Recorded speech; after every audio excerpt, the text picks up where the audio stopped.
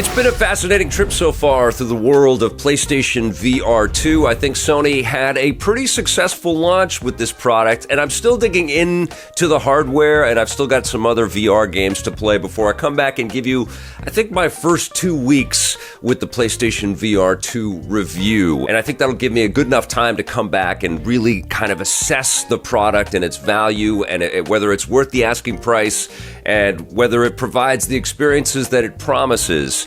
I've got some good thoughts on that, though, and it's fun putting all of this stuff together. But I think you guys know that it's also been a bit of a weird week for me because I've been battling this stupid cold, and I'm still battling it. You can probably hear it in my voice.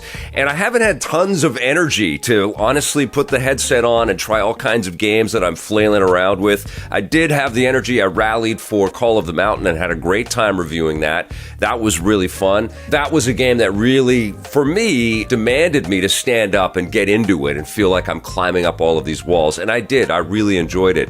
But one thing that I definitely do appreciate about VR is that there are a vast assortment of experiences available for players out there. You don't necessarily have to be playing games where you're lunging and not everything is Beat Saber or Pistol Whip, which are two just standout experiences in VR. But you don't have to play every game like that. You don't have to be Half-Life Alyx and Call of the Mountain. You can just chill out sometimes in VR. And what I wanted to do is put together a video talking about some of my favorite chill-out games that you can play on the PlayStation VR2. And these games generally have also been released on other platforms. Some of these games you can play on flat screens as well, but they're solid games. I'm going to start with the Moss series, Book 1 and Book 2, which both originated on the PlayStation VR, the original PlayStation 4 VR platform. They were very solid experiences there, but they take on a whole new life on PlayStation VR 2.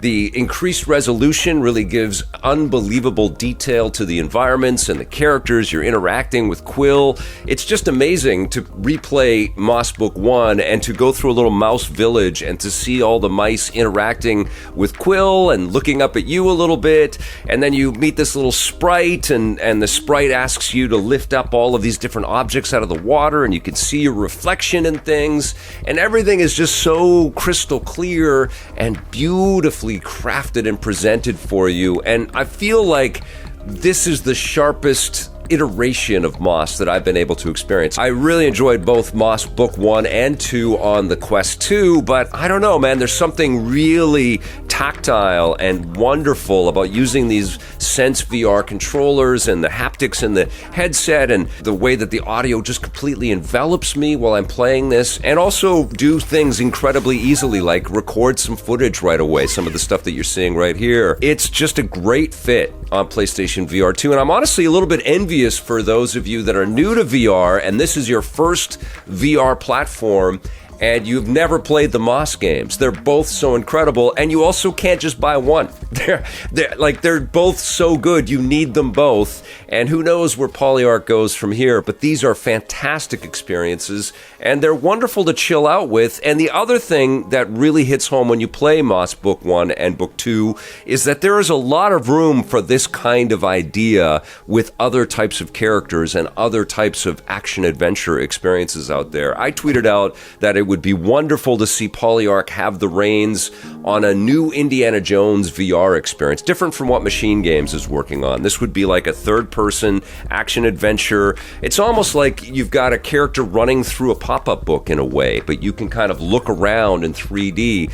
And I just am blown away by the fidelity of that and the fun of that. You know, it gives you a really refreshing MC Escher kind of way at looking at games that you're very familiar with. We've been playing games like this since the NES days, but now you can kind of lean in and see all of these different creations, all of these different physical objects within the game world from whatever angle and perspective that you want.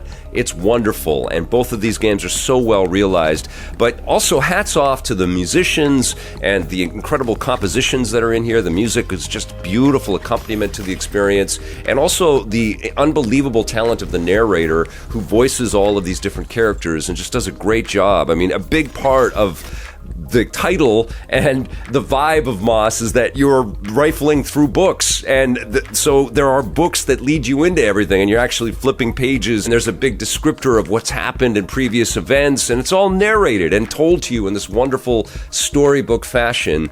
And I just think the effort to create something at this production quality is just so commendable. And I'm so happy that Polyarc has been able to jump from platform to platform and get more people exposed to these Moss games, because they're both incredible.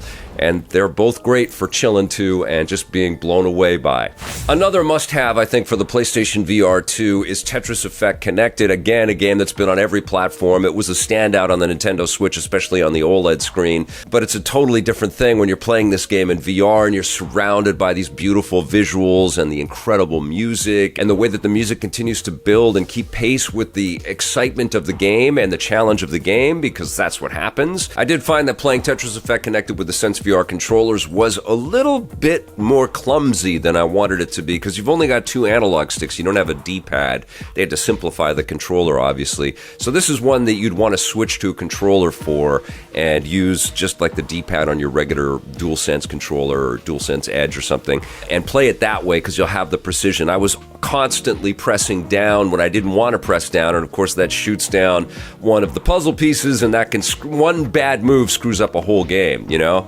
And so that was frustrating. But other than that, there's just a sense of immersion and encapsulation, and the beatific wonder of this game is something that every VR headset owner needs to experience. And I think this is available everywhere, but it is a standout again, and a huge part of that is the haptic feedback in the headset, which I'm starting to feel is one of the secret weapons in PlayStation VR2. And Enhance, the company that brought us Tetris Effect Connected for PS5 and PSVR2, also brought us Rez Infinite, which is absolutely incredible in PSVR2, especially that Area X mode, which gives you a little bit of freeform flying around in whatever direction you want.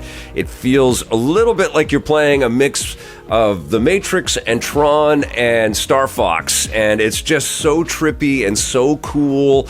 Awesome kind of vector-based Matrix-y like enemies that you're taking on, and incredible music. This is the whole deal here. Whether you're playing the standalone Rez Infinite element, which is kind of the VR-ified version of the Dreamcast classic with all kinds of retro-looking visuals that have been exploded out all around you.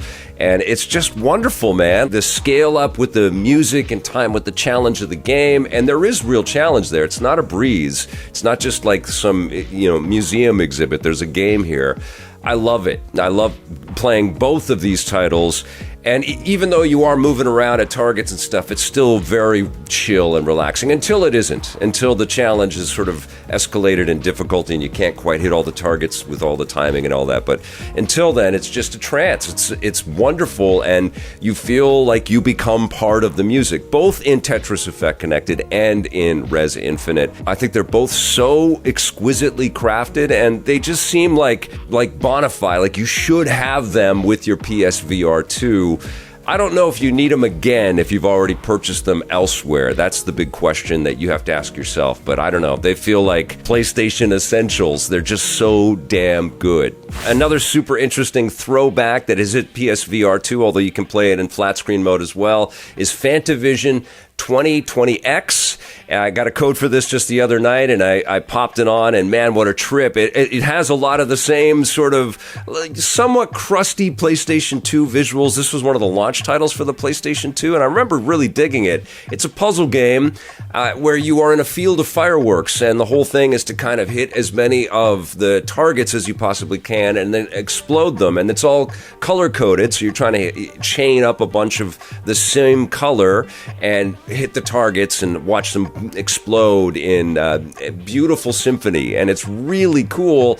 But what you've got now is this more dynamic mode where you can actually be inside of the firework display, and the fireworks are cascading and blowing up all around you. It's a total head trip. It's absolutely incredible in VR. And of course what they do is they change up the scenery, so you're flying over cities for a bit, but then you'll be in space and you'll see a guy spacewalking in his space suit beside you as fireworks are flying everywhere.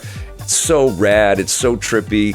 I don't think it's like a full price, full meal deal, but I think it's a really cool puzzle escape, especially for a lot of PlayStation lifers out there. And let's face it, if you've got a PS5 and a PSVR2, I hate to tell you this, but you're a PlayStation lifer, and you're probably going to want to have Phantavision 20X as part of your collection. And another great chill game that's been on a bunch of different platforms, and I've been digging it on the PSVR2. It does look a little dated now and a little simplistic, but that was part of its charm when Thumper came out for the PSVR, which was the first time that I think I experienced it.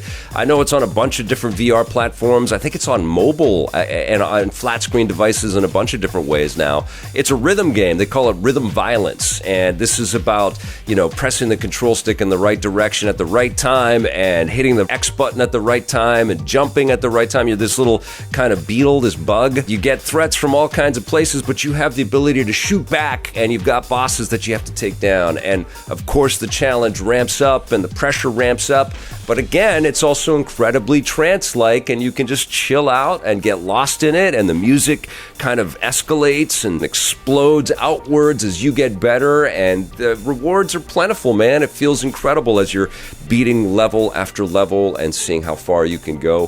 Thumper is super cool. I would absolutely go for Tetris Effect Connected and Rez Infinite above Thumper. But if you already have those, or once you already play through those, maybe take a look at Thumper as well. So there you go, a handful of chill titles that you can play on your PlayStation VR2. You don't have to come with a ton of energy to play them, but you will get a lot of energy while playing them because they're so freaking cool. I don't have scores on each of these games, but I do have high recommendations for each of them. I think my pecking order would probably be get those Moss games, and then get Tetris Effect Connected, and then get Rez, and then get Phantavision, and then get Thumper. But you're going to have fun with all of them, I promise. Thanks for watching. We'll see you soon, and until then, play forever.